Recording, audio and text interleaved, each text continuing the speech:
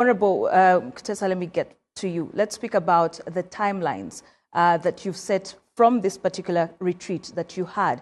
What should Ugandans be expecting in the 7th term in terms of those priorities, but also the timelines that we're working within? I think the timelines, so to speak, are set again, as Lydia has said, within the NDP4.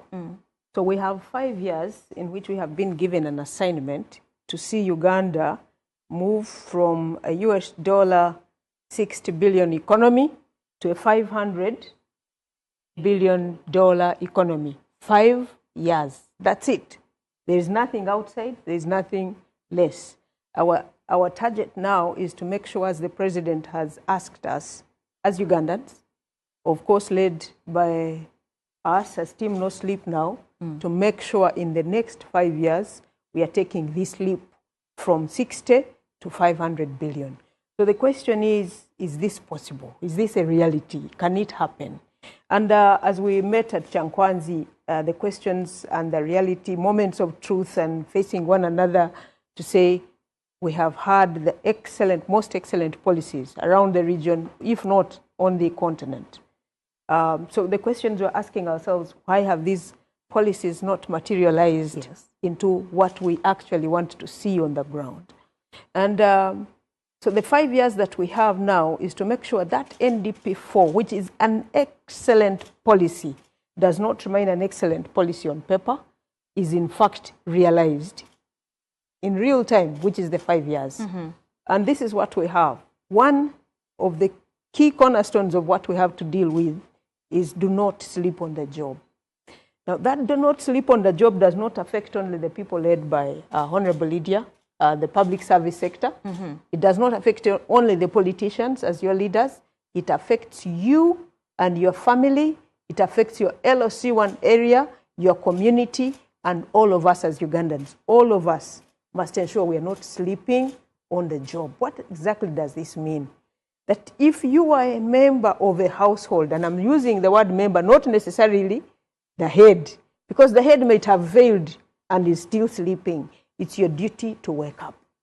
Wake up and make sure every Ugandan is participating in building our economy. We have a huge population of young people. Absolutely. They are not in employment.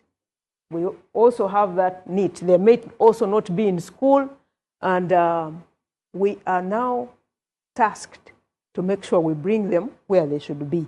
If it is skilling, they must be in skilling. If it is employment, they must be in employment. But they must be productive members of our economy. So how do we do this? The NDP4 has come up with a brilliant idea of every region having an industrial hub. We must make sure that happens. In the 5 years. Every region must have an industrial hub. Now, that 5 years term is for all of us to make sure you don't sleep in your region.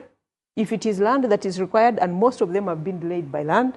But you know, we have vast lands in this country that are doing nothing. But you can't believe we have failed to place some industrial parks in areas which could immediately change employment for our young people. So we must wake up as leaders at every level. We must wake up as Ugandans at every level to make sure we do what we must do. To get these industrial hubs to work, that is going to be a catalyst for employment for the young people. It's going to be a catalyst for the economy, because as the industry sets up, if it is going to produce wine, it means there is another chain of women who might grow pineapples, of men who might grow all the ingredients that come from the farm and are feeding the industry. That catalyst is enough to take us from 60 to 500. Well, thank you so much, Honorable Mary. If I could just bring in Honorable